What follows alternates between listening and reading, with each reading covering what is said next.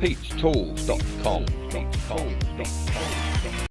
Hi fellas and fellesses, it's Pete here to annoy you again, once again, talking some more shit.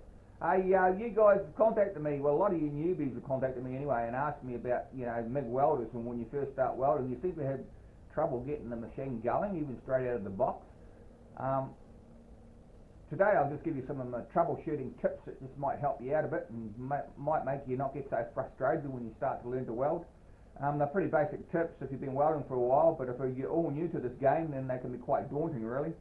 Anyway guys, same as usual, like my videos, subscribe, drop me a like, drop me a comment. Actually come and say good day in the comments below if you want, and I don't bite, trust me. And yeah, let's get on with it, eh? So guys, you watch any of my videos before, you'll recognise my old mate here, my old welder. Doesn't really matter what sort of welder you've got, all basically the same, and you need the same setup. And what I reckon guys is that 90% of the time it's not going to be the machine, it's going to be the way it's set up. And it's just the fact that you're not used to running a machine, basically, when you first learn, and you think that it's all turning to crap, when it really isn't. All it might take is 2 or 3 little adjustments, and then you'll be away welding and laughing, and you'll say, hey, that old git Pete, he was right. I've been right a couple of times in my life. I've only ever been wrong once that I can remember. I think that was 1971. Anyway, enough bullshit for me. Let's get into this video, eh? Right, first thing I would say, guys, if you have got an older machine, check this first. Especially if you buy a second-hand machine or something. This is the old earth clamp. And the old ground, the earth, or whatever the hell you want to call it. I mean, it clamps onto your work, obviously, and then the other end with your torch. And you're welding with your torch on the metal, and then the wire comes out of here, and it makes a short circuit, and that's what makes it weld, actually. And basically, that's what MIG welding is. But if you haven't got a proper earth clamp, or you've got loose tension on your wire, and your wire doesn't roll out correctly, then this is not making a proper contact, and you're going to get all sorts of shit. It's going to splutter, it's going to spurt, and it's going to do all sorts of horrible stuff. So the first thing you want to do, and the easiest thing you want to do, guys, is check your earth sleeve like this. And this one here is buggered. And you know why? Because look, it's supposed to have a copper wire that goes between the top jaw and the bottom jaw, and this one here is buggered, it's burned out. But, Pete, he didn't bother changing it. I have got a new one here, but I've just been too lazy to change it. I've got a new one up here, guys. This is a new one here, and see what I mean? It's got the nice copper in here, runs from the top to the bottom, gives you a good solid ground clamp, good solid earth when you're welding, so that the current can run through your project and you can actually start welding properly. But this would be 50% of the problem that I see with new welders. Now also check on the other end of this earth clamp, guys. Like I said before, this one's buggered, but on the other end of it, just check that this here goes into your machine. Well, it doesn't matter what machine you got, but you're going to have something that's going to go into your machine. This is the other end of it, and watch out guys, because sometimes when you plug these in here, because they're on a cam and they lock up like that, when you're welding, after a while it vibrates and it ends up burning out these plugs. I've had one before. I've actually got a video on how to replace these plugs, because like I say, I burned out one before. So I'll put a link to that down below if you want. I've got a whole lot of videos and all sorts of other tips to get your MIG welder going too. I'll put a whole lot of them in the description below, guys, and you can have a look. So this is just the machine end, guys, and this is your earth clamp end. So that goes in there and it locks in there like a cam, and it's supposed to be really, really tight. But if after a while, especially if you buy a second-hand machine, you might end up having a socket that looks like this. You can see that's all burned out. And this won't go in there, it won't lock up, it'll just keep spinning and it's just loose. And then if you've got this in your machine like so, and then you plug this in here, and then you're trying to weld, you've got exactly the same effect as having a bad earth on this side, and this will actually catch fire. If it vibrates up and down like that, you'll see smoke coming out of it. Yeah, so just watch out for that as well, guys. Like I say, especially if you're buying a second-hand machine, just check that these are not worn out. And they're as cheap as chips to buy. They're really, really cheap. So I wouldn't even bother about wiring it hard in here, just taking it out and putting the wire straight in there. Just get another plug. I mean, they're as cheap as. I can put some links down below for these plugs too if you're interested. Now this next fault, guys, will probably be about 50% of the problem for everyone who's new to welding.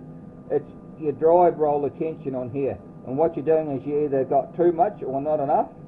So when you're welding your metal and you hit your metal, it's stopping the wire, or you've got that much that when you come to a little kink or something, or you hit a little obstruction, it's just breaking the wire off, or you've got too much burn back and it's burning back into your tip, and the next time you go and pull the trigger, it just snaps your wire off, or you get a big bird's nest in here.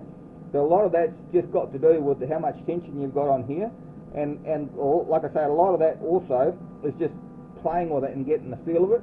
So my little tip for you is pull your trigger, show your wires coming out like that, and just pinch your wire really, really hard and pull the trigger. See that? I can almost stop this reel. See that, guys? I'm stopping it with my fingers. Let it go. There you go. Stop it. Not enough pressure. There's not enough tension on these rollers, guys. So what you need to do, guys, is just tighten this up a little bit. Then have another go. So I try and hold it with your fingers and push the torch switch in. See it coming out? And I can't hardly hold it now, see that? It's still spinning the wheel behind me. See the wire's still coming off and I can't stop it this time. That's about right. I'll also show you another test for that, guys. So another way I've found to check your wire tension, guys, just when you do it between your fingers like that, when I showed you the first time, come onto your table, and I've got a steel table here, so take your earth lead off and don't have it anywhere near your table if you've got a steel table. Grab your welding torch, hold it on an angle like that. And the idea is when we push the button, the wire should come up here, continue to curl round without stopping, and it shouldn't snag in your machine. That's about the right tension. So have a go. Here we go. Up and around. Here we go. See what it's doing, guys? We've got about the right tension there now. Now if you've checked your wire tension, guys, like I showed you, and you've checked your drive rollers, but maybe you're running flux core, and flux core is a bugger for gumming up your liner, and this liner here is inside your torch lead. I've got other videos on that on how to change your liner as well, so just check them out, guys. I won't go into that now. But you might find if you're running a lot of flux core or you're running a rusty wire and flux core don't really like these liners because they gunk them up, and if you gunk them up, the hole in the liner gets smaller and smaller, and the hole's where your wire runs through, and as it gets smaller and smaller, it's harder and harder for those drive rollers to push through, and then you'll pull the trigger and then you'll get a huge bird's nest through your drive roller mechanism, and that's a pain in the ass, guys. You want to try and avoid that. And like I said, that's a lot of why you guys can't really weld properly. Well, not that I can weld properly anyway, I can stick shit together and that's all I want to do. But you're having trouble even keeping your welding machine going. So anyway, try that anyway, guys. Just remember the liner. And with your welding machine, guys, you want to try and keep it as close to where you're welding, because I'm running a little 3-metre lead here on the torch, as you can see. But I've seen some of you guys, I've been into some of you guys' workshops, and you're trying to weld around corners like this, and you must realise that that liner is like a straw running up through here, and then you've got your wire running through the middle of the straw. So if you bend this over like that, you're going to cause a lot of resistance back into this line here, and it's going to make your wire come out and sort of spits and starts, and that won't help your welding either. So try and keep your lead as straight as possible, guys. So guys, that was my useless information for this week. I just hope it might help you out a little bit. Just remember, your drive rollers, the speed your wires coming out and the tension on your wires are really, really important, and your earth clamps as well, because you've got to have both ends working for you to be able to weld properly. Anyway guys, same as usual, like my video, subscribe, drop me a like, drop me a comment, and we'll see you next week, Bye. Also guys, before I forget, if you want to have a bit of a laugh, have a bit of a giggle, check out my first time using gasless wire. It's a bit of a laugh.